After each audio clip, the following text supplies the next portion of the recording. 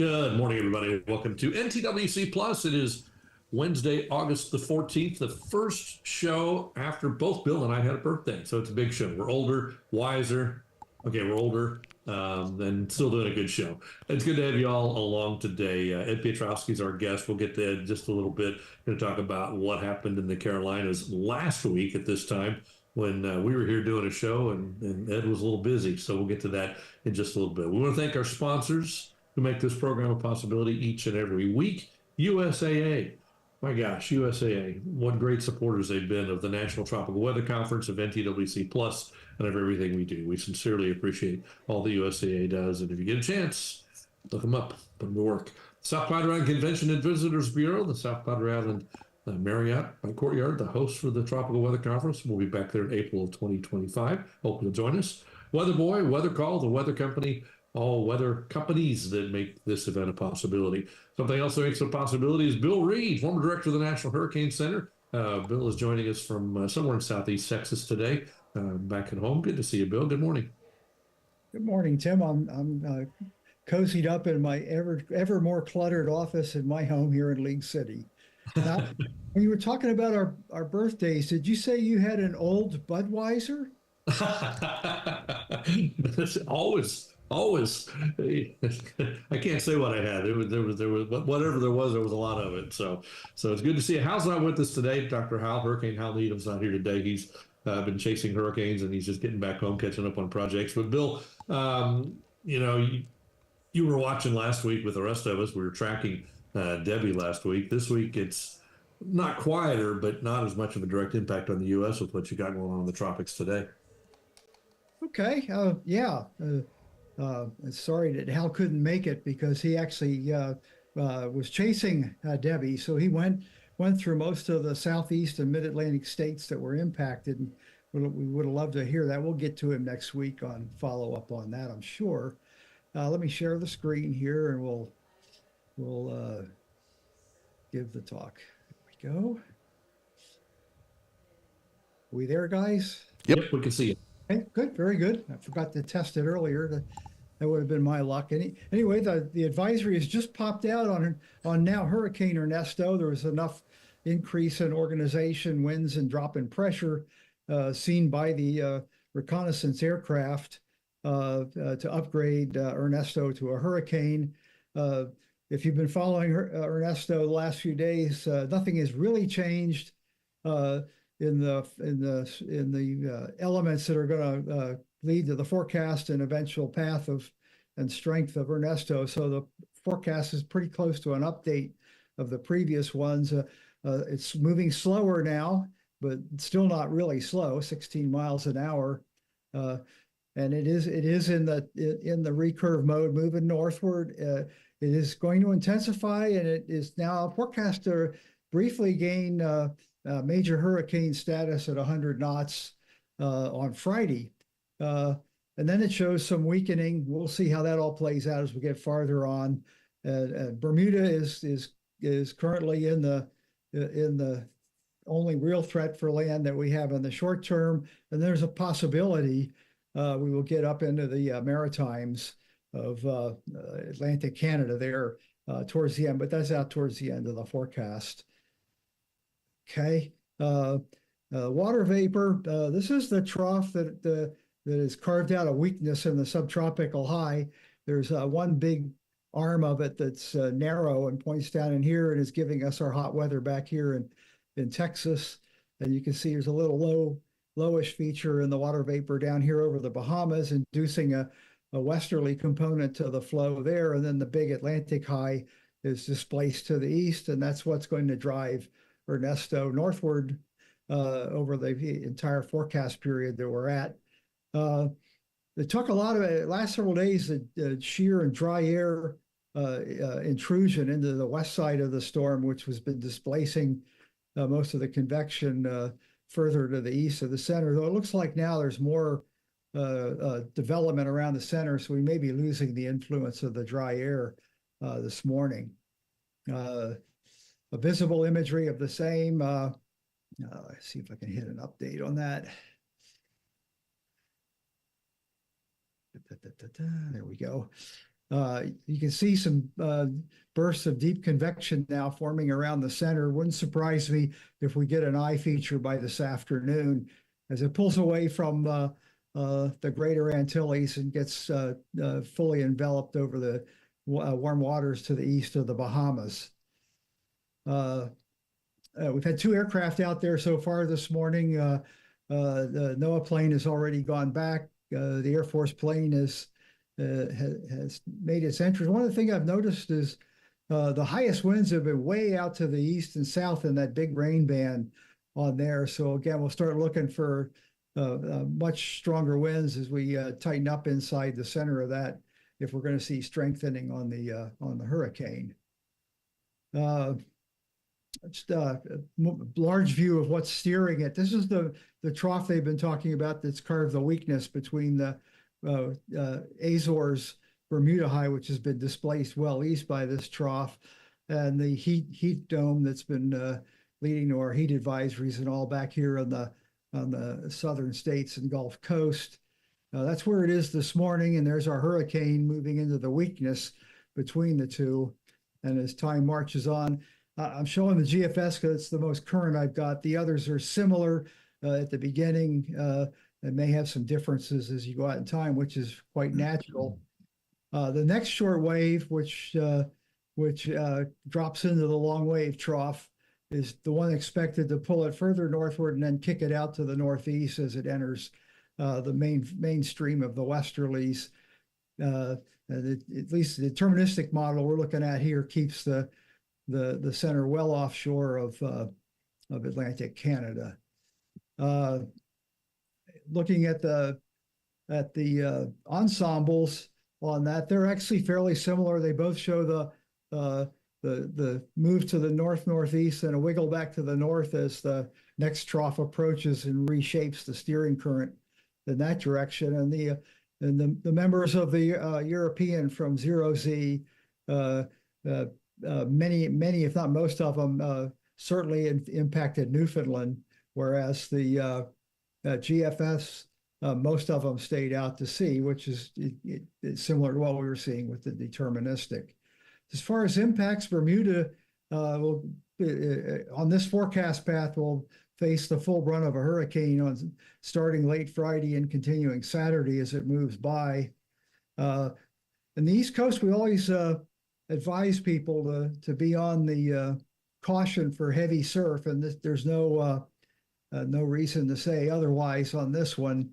This significant wave forecast coming in this case out of the European model, and you can see as the hurricane moves further north, the large waves emanating out from the strong wind-driven waves of the hurricane reach the East Coast. Surfers will love it, but lifeguards won't, because people that aren't well suited for going into that kind of water get in trouble in it. And almost every time we have a major hurricane go up well offshore of the East Coast, we lose a few people to the heavy surf. So that therein lies the problem with that. And of course, if it does continue on the Europeans' track, there'll be huge surf up on the coasts of Nova Scotia and Newfoundland. Okay. Any question, guys, on what we're looking at with Ernesto? No, but otherwise it's quiet beyond that. There's nothing else out there for the next few days, at least on the Atlantic side. Pacific's not particularly active either right now. Right. I didn't put up the outlook because the Atlantic, there is nothing else in the forecast that it could latch onto even. Whereas in the Pacific, there were two areas where later this week or early next week, maybe something in the Eastern Pacific, neither of which appeared to be a threat to land. We're still a month away from the peak of the season, but this is the time I start getting calls going, so what happened to this busy season? But you keep saying, come on, we still got a ways to go, and it's likely to come to life here soon. Yeah, we're on the on-ramp towards the peak. So given the environmental conditions, low wind shear and very warm ocean, it seems like one of the things we've been lacking is a lot of moisture in these systems that come off Africa. I've seen where all you have is a low swirl of stratocumulus, so there's not a good mid-layer moisture at all in a lot of the waves. Maybe that'll be changing. We should know better than to try to forecast that beyond about 7 to 10 days.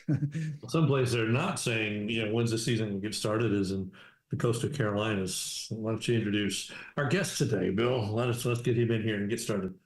My pleasure. I can't remember where we first met, Ed. It may have been while I was director. We had a couple of our meetings up along the Carolina coast that you came and interviewed me at. But the last 10 to 13 years, we've gotten together once every April Right. down in South Padre for our in-person conference, and it's always a pleasure. Ed is the chief meteorologist at WPDE in Myrtle Beach, and he's close to home. He's been his whole career in the Carolinas, and he got his degree in meteorology from North Carolina State.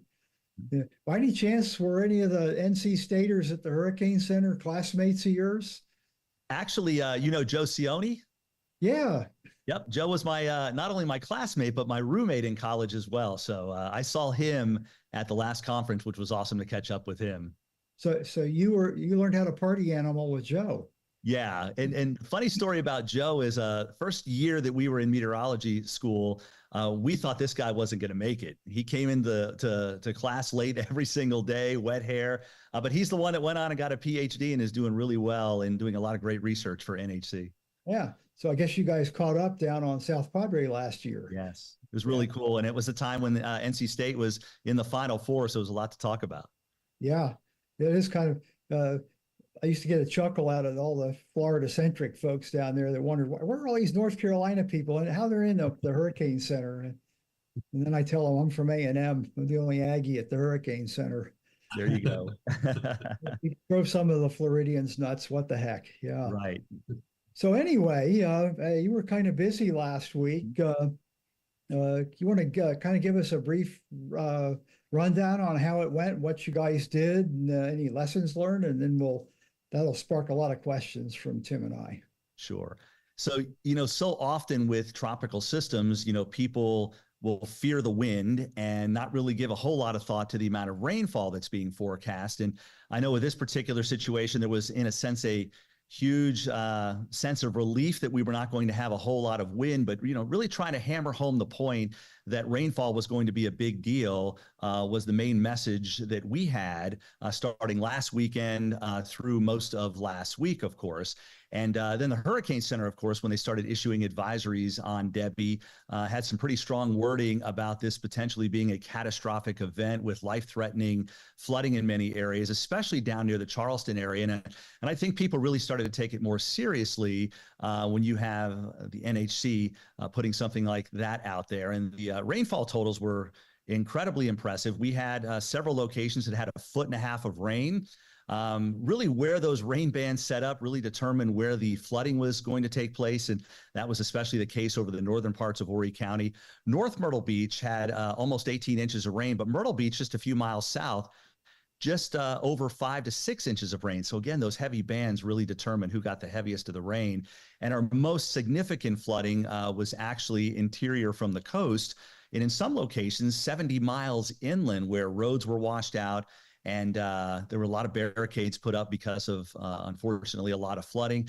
And the only death we had in our viewing area, sadly enough, was because of floodwaters. A man in Dillon County, which 70 miles inland, crossed a road that had rushing water across it, only 6 inches deep, but it swept his car off the road, and unfortunately he perished. So we're still dealing with high rivers right now. Some of our rivers are going to major flood stage, but they are significantly lower than what we had with Hurricane Florence back in 2018. And Florence set the record for most rainfall from a tropical system in our area, 23 inches. And Debbie comes in second, believe it or not, with 22 inches down near Monk's Corner. So it has been all about the rainfall here. And Bill, it's kind of remarkable. Literally a month ago, we were in a severe drought. And as I often say, if you really want to get out of a drought in the summertime, you absolutely need to have a tropical system come through. But unfortunately, it was too much in a very short amount of time. And we're out of the drought now. Yeah, they say the same thing down here. Droughts end with a flood, so pick your poison. Right. Storm moving slow like that, I always was under the probably misconception that by the time we got to the latitude that you're at, that the tropical system started moving rather quickly to the north. Is that climatologically the case? Down here, I mean, we're just on the edge of that, if you will, because I know Florence was only moving at 3 miles per hour when it moved through, and just a tropical storm dumped all that rainfall. Debbie was moving a little bit faster, and it did pick up some speed as it moved through our area. So some of the really high-end rainfall totals didn't materialize. There were some outputs that were showing 20 to 30 inches of rain, and thankfully, at least relatively speaking, we didn't have as much as that forecast. So that was a good thing, but they really start to pick up more speed typically as they get just north of our area. So, it can be one of those things where they're moving pretty quickly sometimes, but a lot of times with those slow movers, we can get a ton of rain.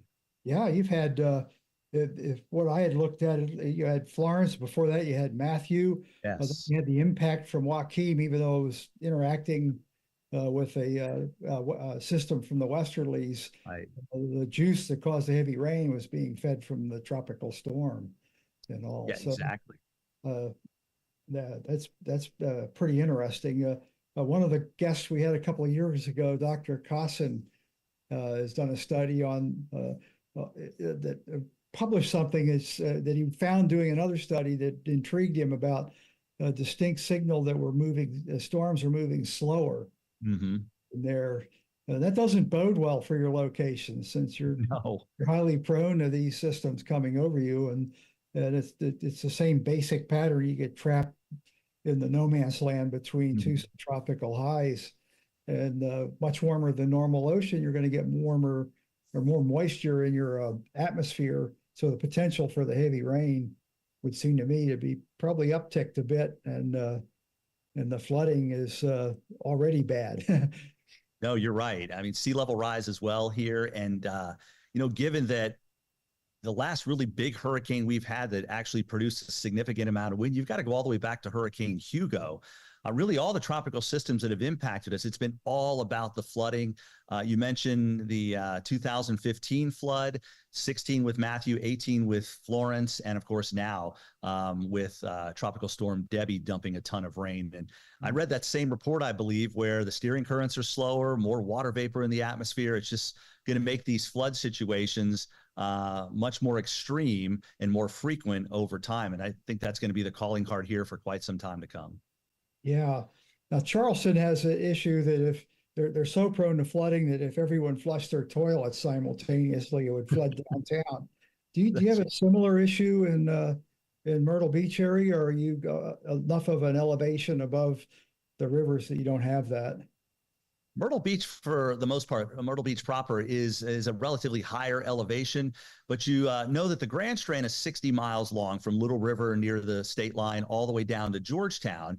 And there are locations north of Myrtle Beach and also south of Myrtle Beach down toward Pawleys Island and Garden City and Surfside that I always joke around, if you spit in Garden City, it's going to flood. So they're very prone to flooding, not just from the ocean, but also on the rivers, especially down western parts of Georgetown and Horry County, where the Waccamaw River flows. And that river is very flat, and several of other big rivers with more elevation come pouring into the Winyah Bay, and then they'll back up the Waccamaw River, and we'll literally have two peaks, two crests, one initially with the water rising in the river and then rising again and peaking a second time when the water from the other rivers backs up the Waccamaw. And people will be out of their homes for more than a month waiting for that to recede. Wow. Given the slow motion of the storm, did you have any interaction where the storm surge, the elevated tide in your area was exacerbating the river flooding that was coming down? That was a concern. And, with all that rainfall and the rivers that, all pushing against the ocean, if you will, we thought that was going to be a problem, but our storm surge ended up being lower, only at about 1 to 3 feet. So that helped tremendously in not causing major coastal flooding. It was more minor coastal flooding at the time of high tide. To put it simply, Ian back in 2022, I think, and other ones had actually a bigger storm surge than Debbie did. Well, that's good. One problem at a time is all you need. Right, exactly. I wonder, I think, you said the people were taking it, to your viewers at least, were taking it very seriously. And it speaks to the fact that you only had one fatality out of fairly populous area on there. Maybe rapid succession year after year, having storms give the flooding impacts has got the message home for your folks that live there. Yeah, I really think so. I mean, when you go through, 3 or 4 big floods in just 6 or 7 years, people get the message, even if it's because they had to deal with it. And now, very often, and I know every single tropical system is different, everybody will ask the question, how does this compare to Florence? How does this compare to Matthew? What about Debbie or Ian? Because they're very fresh in their minds when it comes to the amount of flooding that they had to deal with. There are still people here that remember Hurricane Hugo and Hurricane Hazel. But the fresher storms, if you will, has really ingrained in their brain just how bad the flooding can be. Yeah, I'll have to come over there and meet some of the ones that remember Hazel. That's my first recollection of a hurricane. Wow. I was in Wilmington, Delaware, not. Okay, I was going to say, holy.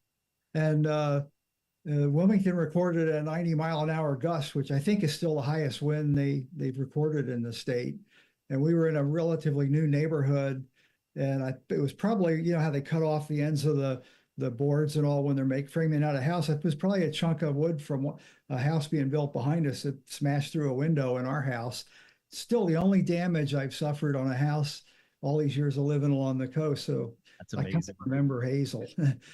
That is it. And Hugo, of course, I was already in service then, and it was an important storm.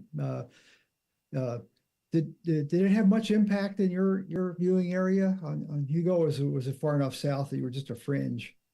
The storm surge was tremendous. We had a 13-foot storm surge in Myrtle Beach with Hurricane Hugo, which destroyed a lot of the oceanfront property. Garden City looked like a war zone because so many homes were significantly damaged or even destroyed by just the storm surge. I think our highest wind gust with Hurricane Hugo was 76 miles per hour, which obviously can cause damage. But most of the damage was done, no doubt, from the storm surge. The highest winds were farther inland. Charlotte had higher wind gusts than we did, and so did Dizelle, which is Shaw Air Force Base. I think over 100 miles inland had 110 mile per hour wind gusts. And you were mentioning Hurricane Hazel. The 106 mile per hour wind gust in Myrtle Beach is still the highest wind gust ever reported in the city. And the 85 to 90% of all oceanfront property from on the Grand Strand, that 60-mile stretch, was destroyed by the storm surge of Hurricane Hazel. Wow. And you were actually kind of on just to the west of the center line of the track. You can imagine what would have happened if it was maybe 30 miles further west, making right. Oh, yeah, wow. 20 miles made all the difference in terms of, relatively speaking, how bad the damage was with Hazel. And the same thing with Isaias in 2020. We had some wind gusts in the 40s and 50s here, but literally 20 miles away on the east side of the track, they had wind gusts in the 70s, 80s, and 90s in southeastern North Carolina. So that track is everything when it comes to how high the winds are going to be. Yeah. Yeah, I'd forgotten on Hugo how far north the big surge went on that. It was a large hurricane. So, yeah. Tim, jump in there. It looks like you got some thoughts on your mind. Yeah, talking about the recent experience that you guys have had, because this is not something new to you. Talk about the messaging because people got it. They understood, okay, we've been through this before. It doesn't take a big storm, the more to the story than the category kind of thing. So talk about that messaging from the beginning as this storm started to head your way. How did you convey that message? Well, we always try to convey just the impacts. And I know there's a lot of talk about the actual Saffir-Simpson scale being just a wind scale, obviously. And, trying to get people away from just concentrating on the wind is always a challenging message. I do go and do a lot of speaking engagements, and I cover the 4 big impacts from a hurricane being tornadoes, storm surge, rainfall, and of course, the wind. And so we knew wind, you're always a little bit concerned about the wind for power outages, but the wind didn't look like it was going to be a problem. And so we were able to, discuss how much rainfall we were going to get. And because there have been recent events, it's very easy to say, hey, flooding could be very similar to this. It doesn't mean you're going to get that, but somebody in our viewing area will. So you need to make sure you stay vigilant. Don't travel on roads, especially at night. If you don't have to go anywhere, just make sure you stay home. You'd much rather be safe than sorry. So we produced a lot of graphics showing just that, how high the water was going to get on some of the area rivers. and just how much rainfall was going to come down. And of course, now casting with some of the heavier bands rolling ashore, it was easy to pinpoint, what counties were going to be under the gun over the next 6 or 7 hours. And we have an incredibly good National Weather Service in Wilmington. They're just phenomenal. I think they're one of the best in the country, and they are on top of it with the flash flood warnings, and we're able to convey that pretty quickly as well. And a lot of ground truth. One of the beauties of Facebook is you get ground truth information pretty quickly and a lot of pictures, and we're able to show those and say, hey, this is what's going on in Florence or Dillon counties. You want to avoid this area at all costs. So I think that was all those things put together really helped our messaging. Without the wind being a major issue, did you have any significant power outage problems? It looks like you're well showered and everything's good today. At least it's back to normal. Yeah, we had isolated power outages. Very few people actually lost power, and I believe our highest wind gust along the Grand Strand were only in the mid 40s. So that typically does not cause any issues for us. On the backside of Hurricane Matthew, we had wind gusts in the 60s and low 70s, and that did knock down a lot of trees and produced a lot of power outages as well. So people get that a Category 1, just a Category 1 with that kind of wind can cause damage as well, but not with Debbie, thankfully. What kind of long-term impacts are you having? It's just been a week, and usually a week after a storm, you can tell there's been a storm. Yeah, at least from wind damage, we don't have any of that. Storm surge, we didn't have much of a storm surge, but it's really all about the rain. There's a lot of standing water still in low-lying areas, and the rivers are still on the rise, many of them. Some of them have crested and are on their way down. But as I mentioned, the Waccamaw River, which parallels the coast about 10 or 15 miles inland, is very, very flat, and it's still getting water from the other rivers. So it is usually the last one to actually crest. And the same thing for the Intracoastal Waterway. That kind of gets backed up as well. And so there's a lot of people that typically flood a couple of times a year, just even from normal rain events, are getting that flooding now. But I think everybody is relieved that it's not going to be anywhere near as high as what we had with Matthew or Florence, which was obviously catastrophic, devastating, and lasted for several months before the waters receded. So by and large, compared to the last several systems that we had, at least in our viewing area, we did fairly well overall. Obviously, there are some impacts that are still obvious, especially the farther inland with roads still closed in some areas. You kind of alluded to this, and one of our viewers is asking a question. After a big flood that moves inland from where you are, how long does it take all that flood water to work its way toward the coast and get out of the rivers and stuff? That's a great question. We have 6 or 7 rivers across eastern South Carolina. Some of them actually originate in North Carolina. And all that water flows through that river system, and they all meet in Winyah Bay, which is in the southern part, right on the coast of our viewing area. So there's more elevation as you head farther inland. So those rivers, which are bigger as well, send a lot more water at a faster rate down toward Winyah Bay. And so it's like 6 lanes of traffic, busy traffic, merging into one lane. It just bottlenecks, and it will literally send the water backwards because of momentum up the Waccamaw River. So depending on how much rainfall we get, it could be up to a month before the rivers actually return to below flood stage. With Florence, I believe it was even more than a month because of just how much water had come through the river system. And a lot of what happens in North Carolina can have a significant impact on our rivers here as well. That's amazing. Do you see, like we do here after a major flood event, a water quality issue on your beaches? Because all that fresh water comes out and the beach water quality goes downhill in a hurry. Yeah, no doubt about that. We have several areas where the runoff is into the ocean, and even satellite pictures, you'll see the very brown tinted water. And water quality issues can be an issue on the Grand Strand, especially as you head southward where the rivers are really emptying into Winyah Bay. The ocean's an amazing thing, though. It's able to turn that over, and over time, return our water quality to normal. In the city of Myrtle Beach, though, there are no water qualities right now. Water quality issues. That's good. That's good.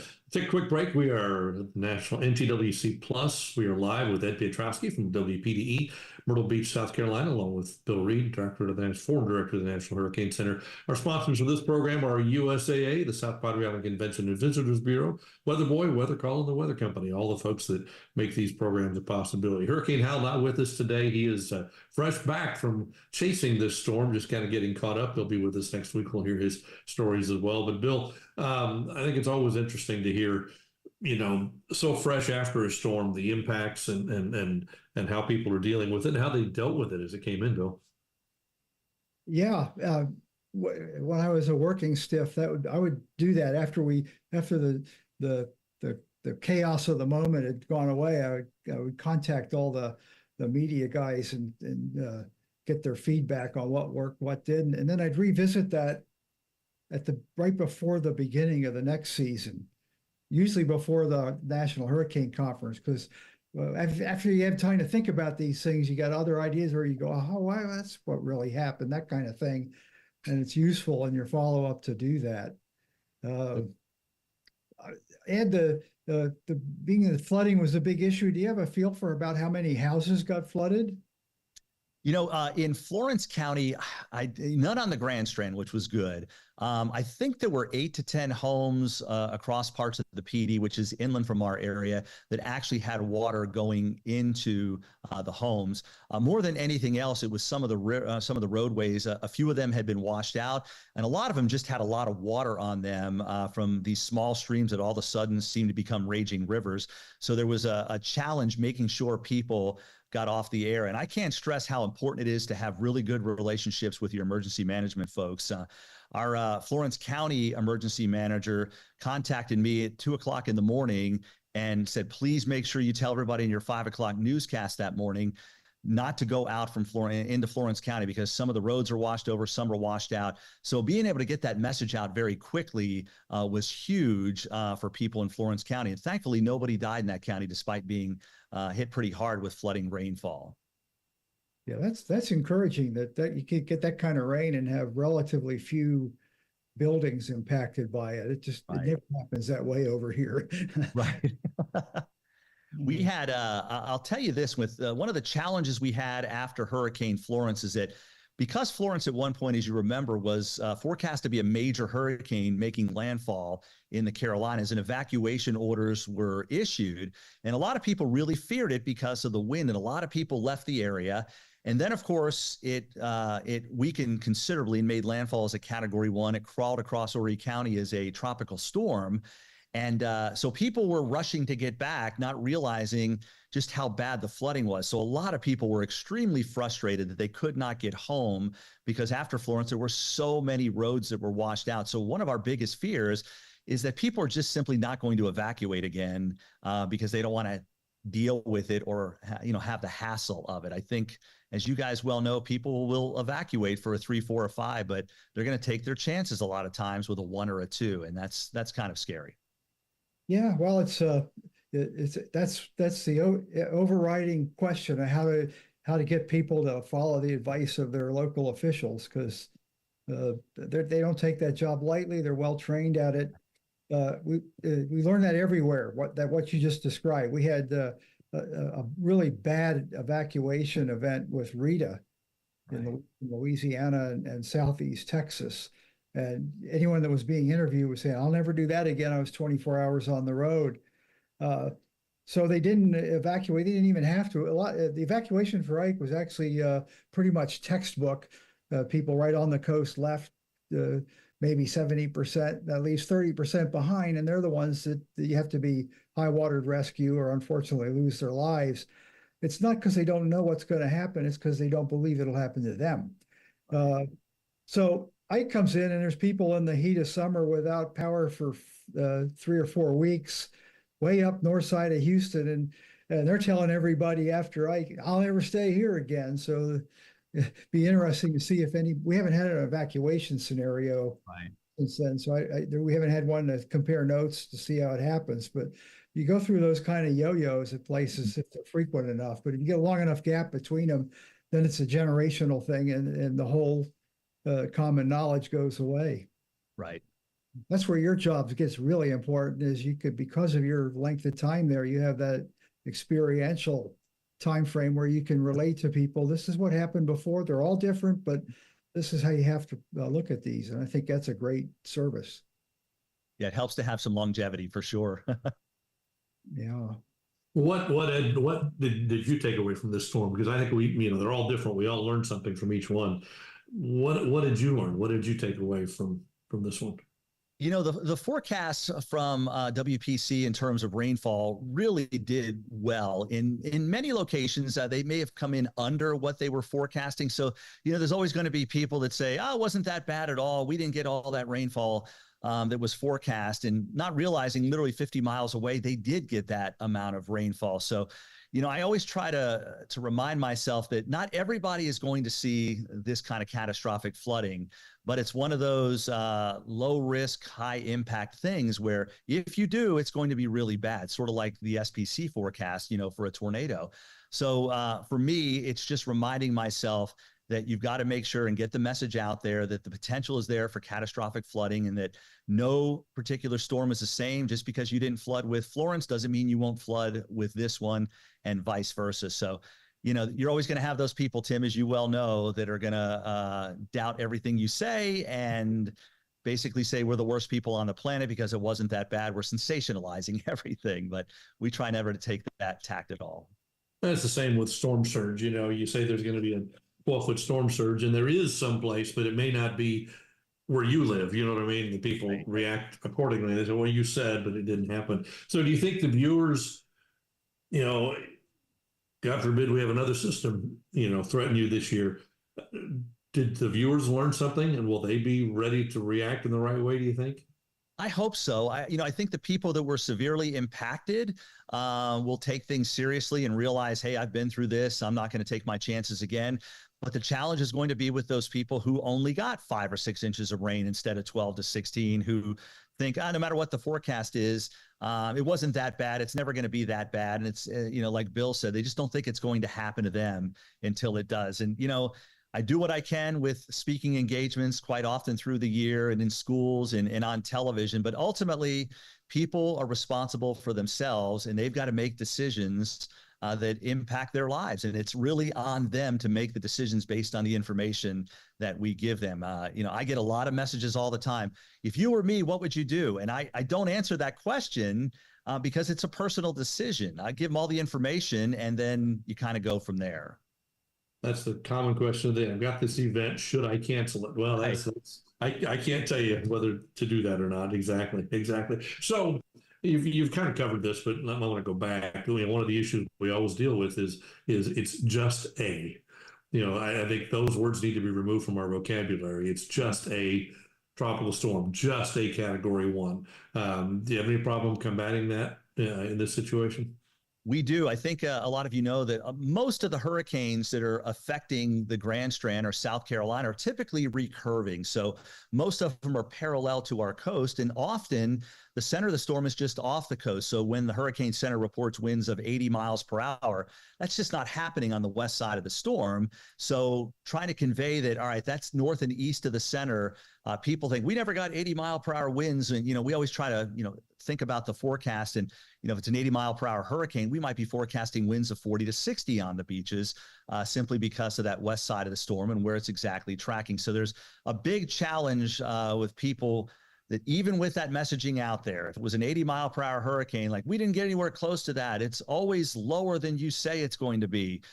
So that's a big challenge, trying to get people to understand precisely what the impacts are going to be depending on where the track of the storm is going to be. So talk a little bit about social media and the impact of social media and how that's changed over the last, you know, just 5 years, but certainly in the last couple, and what impact that's had on how you do what you do. Right. I think, as you well know, with television, the eyeballs are not nearly as numerous as they used to be. People want information now. So, you know, appointment television where people sit down to watch a newscast doesn't happen that often anymore. Now, when there's a really big event, what I call the Super Bowls of weather, that's 10 or 15 times a year, where what you're doing and what you're saying is really important to the people who are preparing. That's when you obviously need to be there, not only on television, but social media as well. People are always craving information. And even if it's the same information, they just want to know that they're updated. So I put a lot of stock in social media. I'm on social media quite a bit. And we do Facebook Lives, you know, at least once a day when there's something that could be potentially threatening 7 days out, because people just like a deeper dive. I think people make better decisions when they feel empowered, when you give them information that they didn't know before. A deeper dive than you can do on television. As you well know, we got 2, 3, 4 minutes to convey what's happening. But when you get on Facebook Live, you can go 20, 30 minutes. You can answer questions. You can take a deep dive into the meteorology. You can answer questions. That's what I love about it. People ask a lot of questions about why this is happening or why not. And I think they just make better decisions when they have that information. And you don't get the "how dare you interrupt Family Feud" which seems to be prevalent.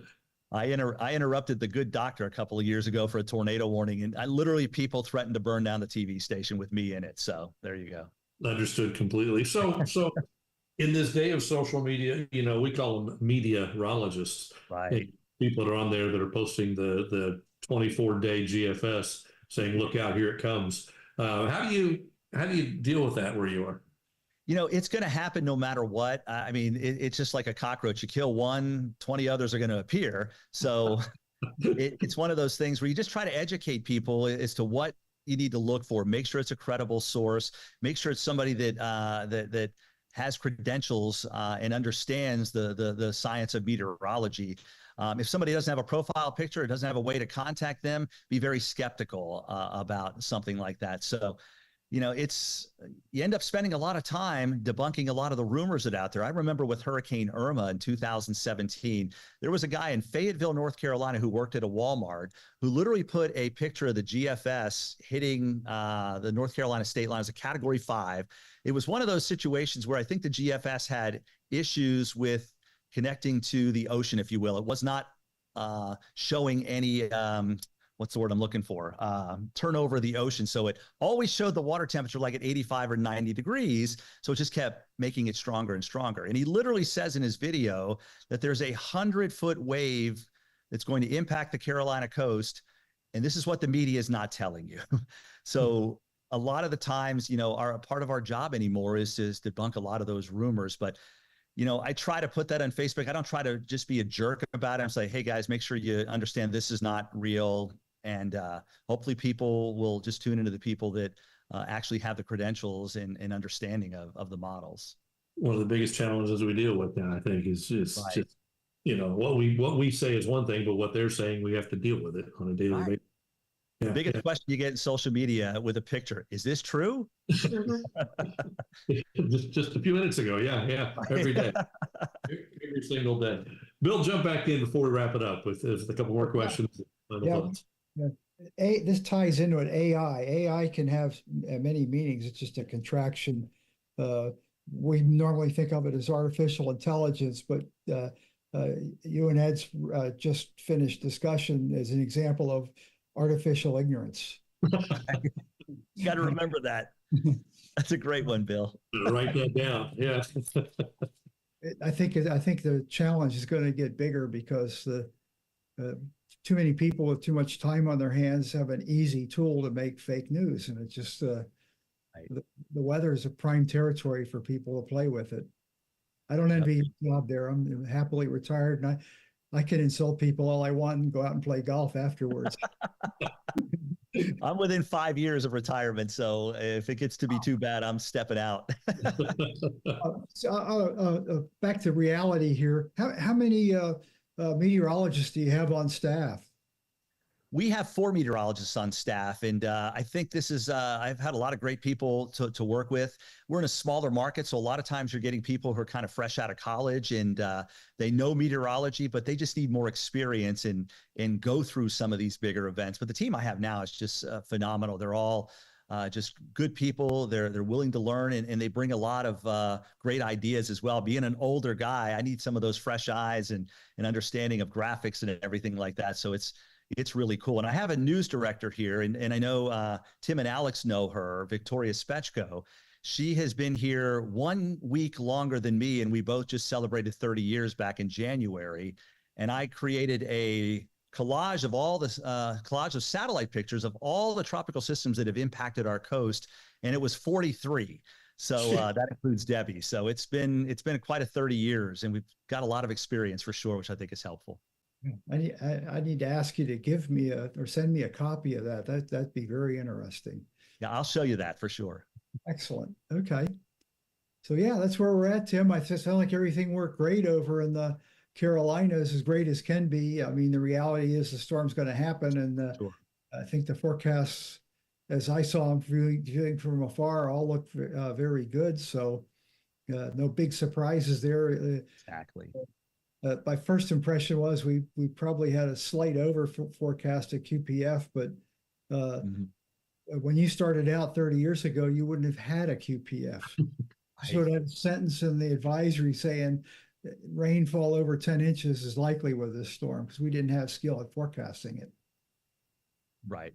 I think that you nailed it. That the initial forecast out was, caught national attention, not national news attention, and that message spread pretty quickly. And if there is any pushback from that, as some people are, it wasn't as bad as you guys said it was going to be, and be thankful for that is the way I look at it. I'd much rather forecast come in under than over. Yeah, you can't play catch up. If you get behind the curve and it starts raining too much, it's too late. Exactly. Yeah. Yeah. Great conversation today, guys. Really appreciate it. And fascinating stuff. Myrtle Beach, lucky to have you for all these years along with Victoria. They're just lucky to have someone of your experience and knowledge there that really helps people get through the storm. You're the nightlight during the storm, and that really matters. It really does. And so thank you for your service to your community and to our industry as well. Thank you, guys. I really appreciate it. It means a lot coming from stellar folks in this meteorological industry like you guys. So thank you guys for having me. And hopefully we're not talking again this year about anything in the Carolinas. Yeah, we'll see you in April. You can give us a slideshow on it. Yes, and Bill, that free golf stands anytime you want it. Yeah, I need to get over there someday. My travel list is getting backlogged pretty bad. Bill, you can join me when I retire. I'm going to do a trip where I go visit all the meteorologists that come to our conference every year. That's a great idea. I love that We'll too. stop in Corpus Christi and Houston, Lafayette, New Orleans, and all the way across. Myrtle Beach will be one of the stops for sure. Bill, you go along. We'll play golf at every stop. Sounds like a plan. All right, guys. Appreciate it, guys. Thank you. A great show today. We appreciate it. All your time. Bill, as always, great questions, great insight. We appreciate that as well. We also appreciate our sponsors, USAA, the South Padre Island Convention and Visitors Bureau, Weather Boy, Weather Call, and the Weather Company, all the folks that make these programs possible every time we're here. Next week, we're going to be back. Let me bring it up on my screen so I get this right, because we're going to talk about messaging, a little bit of what we touched on today. Rebecca Moores is going to be with us. We're going to talk about risk messaging. I think it's going to be a fascinating conversation, kind of following up on what we're doing today. So I hope you'll join us next week. That is at 10 a.m. Central Time, the usual place, right here where you're watching us today. That's it for today. Until then, have a great week. See ya. Guys.